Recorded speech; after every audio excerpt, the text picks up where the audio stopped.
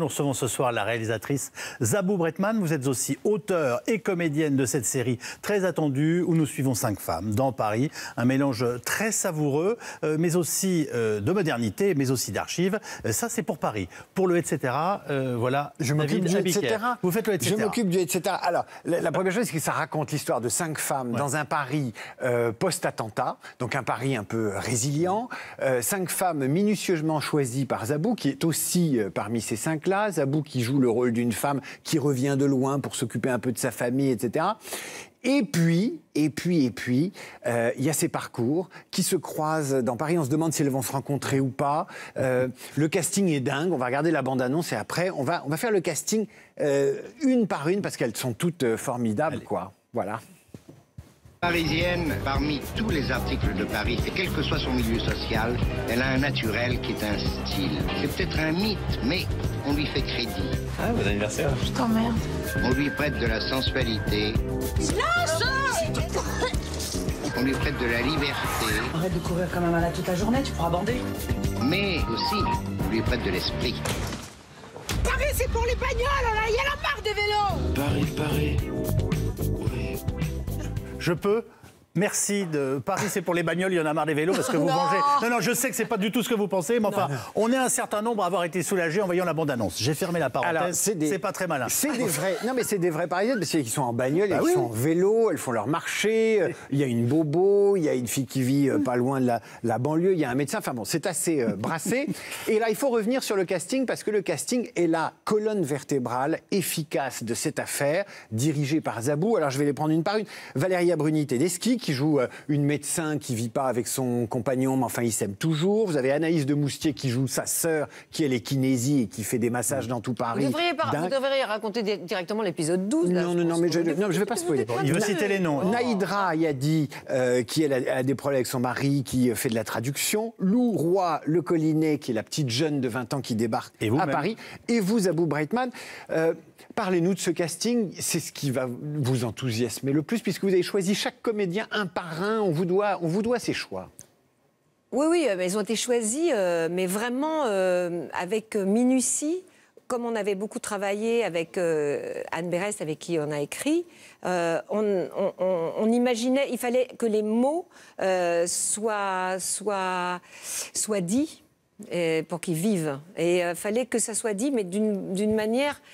ça paraît toujours très très simple de dire il faut que ça soit bien joué. Ben oui, mais bien joué, c'est jouer comment? Ça veut dire hyper réaliste, donc pas naturaliste, en dehors des codes, essayant de s'enfuir dès qu'on a trop une musique comme une sorte de petite ritournelle habituelle. On a l'habitude que le mec il dit ça puis la fille elle va répondre ça.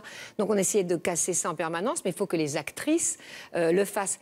Il y a les actrices et il y a les acteurs. Alors, est-ce qu'il y en a que pour les mecs, d'ailleurs, pour les filles dans cette série? Non, les comédiens ont des rôles, des partitions vraiment très... Alors, je cite Hippolyte de Girardot, Bruno Todeschini et puis Biolay à la musique. Tiens. Ouais, et il y a aussi Denis Podalides, Yannick Chouara, Nils Schneider. Dans les seconds rôles aussi, on a Noémie Lovski, on a Mélanie Doutet. Enfin, on a des virtuoses, quoi. Ce sont des virtuoses. Voilà. Alors, ça se passe à Paris, c'est des Parisiennes, mais en même temps, il y a quelque chose d'un peu universel. En tout cas, toutes les citadines, elles peuvent se retrouver dans leurs problèmes. Oui, tout à fait. C'est pour ça que j'aime bien ce titre, Paris, etc. C'est ce qui se passe dans cette capitale-là. Et ça pourrait se passer dans une autre capitale différemment. Mais oui, il y a quelque chose, je pense, de très universel. Alors, il y a quelque chose de très universel aussi, qui est le sexe, et très présent dans la série. Et chaque série commence par une scène de sexe. C'est efficace, ça permet de créer des situations marrantes. Une scène osée, comme disait ma mère. Osée, ouais. La première du premier épisode, elle est pas mal. Sans jeu de mots, ça permet d'entrer très facilement, on va dire, d'une manière très intime dans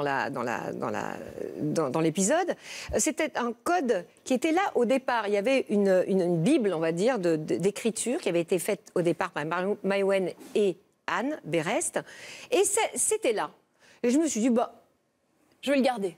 Mais évidemment, parce que c'est un code. Et c'est amusant, les codes, parce qu'on peut jouer avec. Après, on fait ce qu'on veut. Mais On peut aller... toute cette actualité qu'on vient de traiter à l'instant même sur ce plateau avec les violences faites aux femmes, dans ce contexte, enfin, ça vous a pas fait peur? Vous êtes posé aucune question en disant voilà, une scène de sexe qui démarre chacun de mes épisodes? Mais bien sûr que non. On parle de la contrainte vous dans les violences faites aux femmes. Là, elles sont très très ravies de faire tout ça. Oui. C'est quand même un acte de liberté affirmé ou pas? Je sais pas. Il y a de ça. Je ne sais pas répondre. Comment ça, c'est un acte de liberté? Le fait de commencer chaque épisode qui raconte la vie de ces filles, c'est un jeu. Qui est une façon de dire, ben voilà quoi. C'est un jeu, c'est un code, c'est ludique. Oui, c'est ludique évidemment.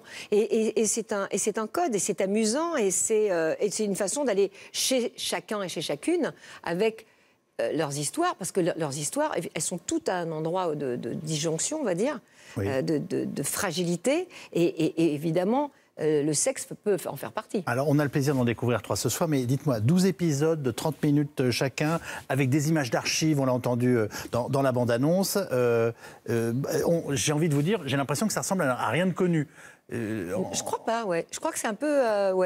visiblement, oui, ça doit être ça. Enfin, après coup, c'est quand un bébé naît, vous savez, on pense qu'on le connaît, et puis quand il arrive, on dit « Ah, t'es comme ça, alors ?» Alors, après avoir beaucoup travaillé, on les regarde, on dit « Ah bon, t'es comme ça ?» Et oui, c'est très particulier, je pense. Et les archives, elles sont très importantes dans la série parce qu'elles donnent un côté un peu éditorialisé à la série. Ouais.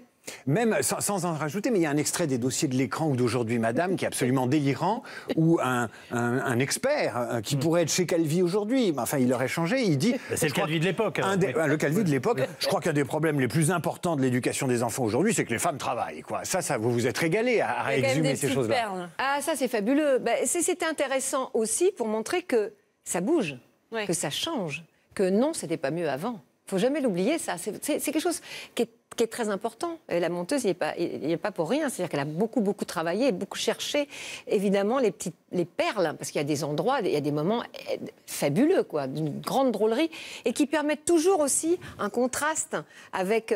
c'est-à-dire que dès qu'on n'a pas le temps de rentrer dans quelque chose, et que, hop, il y a une virgule, il y a un... Les hommes dans cette série, quel est leur rôle? Parce que le rôle des héroïnes, on voit bien. Mais les hommes, là, comment vous les sentez, là? À l'aise, pas à l'aise? Les hommes, il n'y a pas une généralité sur les hommes. Ce sont des individus différents, comme les femmes ces femmes-là sont différentes. Il se trouve que ce sont des individus qui se comportent totalement différemment. Il y a un amoureux, un moins amoureux, un plus amoureux, un qui s'en fout un petit peu. Je ne dis pas qui, parce que... Non. Pas spoiler, comme on dit en français. Donc, ce sont des morceaux de vie. Voilà, c'était ça qui était voulu. Voilà. Il y a votre fils qui joue dans la série, et il y a beaucoup plus que votre fils. Il y a des morceaux de votre vie dans la série. Vous avez parsemé ça de petits clins d'œil. 2 ou 3 choses que vous avez mis de très personnelles dans la série. Oui, parce que mes parents ont eu la très mauvaise idée de mourir juste avant que je tourne. Et c'était pas bien, quoi. D'abord, en soi, c'est moche. Déjà, c'est pas bien de mourir. Oui. Déjà, c'est pas super. Les parents qui meurent, on n'est pas... Non, on n'aime pas ça. On n'aime pas trop. Et 3 semaines avant pour mon papa et 2 jours avant pour ma maman.